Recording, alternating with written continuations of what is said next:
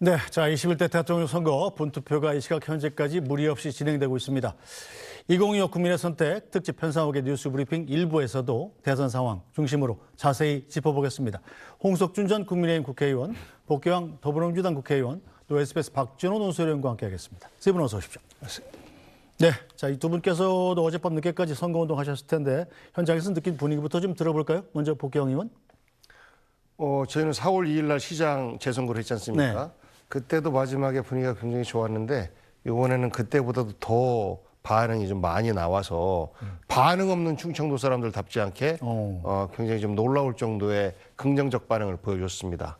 그래서 지난 시장 재선거보다도 더 좋은 결과를 주지 않을까 이렇게 조심스럽게 희망해 봅니다. 네, 자 홍석준 전 의원께서 느끼시기엔 어땠습니까? 예, 국민의힘 김문수 후보는 이제 광화문 시청 부근에서 마지막 피날레 유세를 했는데 지난 20대 윤석열 전 대통령의 피날레 유세보다도 더 많은 사람들 지지자들이 모여서 뜨거운 어떤 분위기를 연출을 했습니다. 특히 김문수 후보의 이제 손자 손녀까지 가족들이 이제 전부 출동하고 조금 전에 보도에서도 나왔습니다만은 한동훈 후보를 비롯해서 경선 주자들이 전부 다 나왔습니다. 특히 이낙연 전 대표, 전 총리까지 나오셔가지고 계엄을 독재 국가를 막겠다는 그런 어떤 신념으로 두 분이 손을 잡았는데 두 분이 이제 서울대 또 동기이기도 하지 않습니까? 네. 그러면서도 대학교 다닐 때도 잘 못 봤는데 뭐 농담 삼아 처음으로 75년 만에 본다 그런 어떤 멘트를 통해서 이제 김문수 후보가 정말 국민의 어떤 그런 대표 어떤 분위기를 연출하는구나 어떤 그런 생각이 좀 들었습니다. 네, 자 박준호 논설위원. 네. 무엇보다 앞으로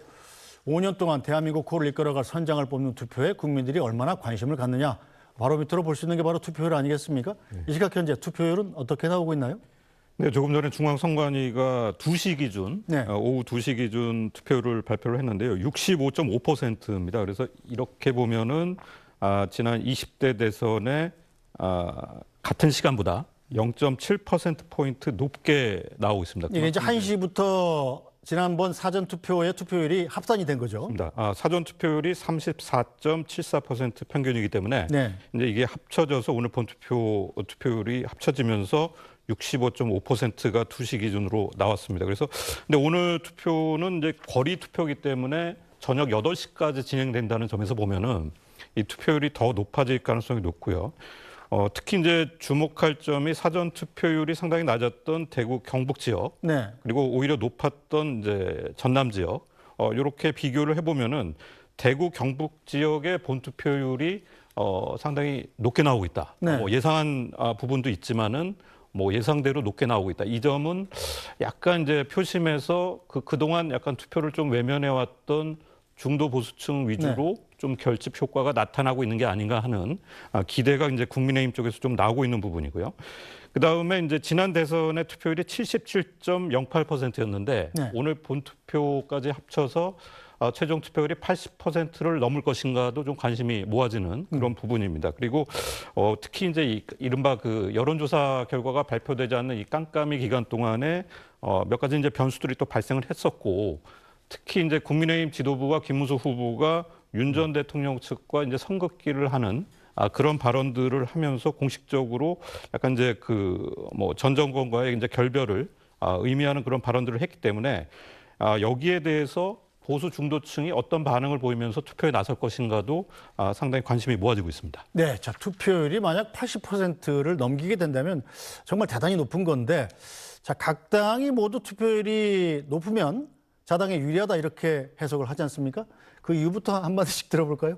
투표율이 높으면 왜 국민의힘이 더 유리합니까? 예, 일단 이번이 윤석열 전 대통령의 이제 탄핵으로 인한 조기 대선이기 때문에 사실 샤이 보수가 어느 정도 있을 수밖에 없다는 그런 어떤 시각을 많은 전문가들이 하고 있습니다. 저희들도 그런 걸 많이 느끼고 있는데 특히 우파 보수 어떤 지지층이 강한 영남 지역일수록 좀 그런 분위기가 강했습니다. 그렇기 때문에 여론조사는 물론이고 투표율에 있어서도 우파 보수 진영이 좀 투표에 참여를 좀 적게 하는 게 아니냐 그런 우려를 했었죠. 그리고 또 사전 투표에서도 대구 경북이 꼴찌로 했기 때문에 그런 주장이 좀 먹혀들었습니다만은, 그런데 저희가 생각할 때는 사전 투표가 TK 지역이 좀 부진했던 이유는 아무래도 어떤 부정선거 이슈라든지 뭐 그런 것 때문에 그럴 거다 그렇게 이제 생각을 해왔는데 이렇게 본투표에서 아주 지금 현재 아주 폭발적인 참여를 보이고 있다는 것 자체는 그동안 좀 우려했던 샤이 보수층이 대거 괴물 독재 정권을 심판하고 막기 위한 어떤 경향이 아니겠느냐. 그렇기 때문에 투표율이 높아지면 당연히 국민의힘 김문수 후보에게 유리할 수밖에 없다. 그렇게 좀 생각이 듭니다. 네, 자 복구영 의원께서는 생각을 전혀 달리하시겠죠? 지금까지 투표율이 높으면 민주당이 유리하다라고 하는 것은 그야말로 그냥 정설이었어요. 정설. 왜냐하면 상대적으로 젊은이들이 정치에 대해서 관심이 없고 투표장을 잘 안 나가는데 그 사람들이 나갈 때 투표율이 좀 높아졌거든요. 그리고 그 결과는 민주당에게 유리하게 좀 작동이 되어서 이번에도 높은 투표율은 결국 민주당에게 유리하게 되지 않을까 이런 그 추측을 하고요. 그리고 이번 같은 경우는 좀 더 특이한 것이 윤석열 전 대통령이 탄핵당하고 국민의힘에서 어쩌면 후보를 못 낼 수도 있겠다라고 생각했었는데 막판에 보면 이것을 뭐 비상계엄이 잘못된 것이 아니고 일종의 국회 혹은 민주당 때문에 그랬다라고 탓을 돌리면서 진영 간 대결로 이 프레임을 바꿨지 않습니까? 저는 일정 정도 성공했다고 봐요. 이런 것들을 보면서 젊은 사람들이 아이 정치 이렇게 가면 안 되지. 제2의 윤석열이 또다시 대통령이 된다라고 하면 대한민국에 희망이 없지라는 생각을 가지고 젊은이들이 새벽에 줄 선 풍경은 이번 대선이 처음이었습니다.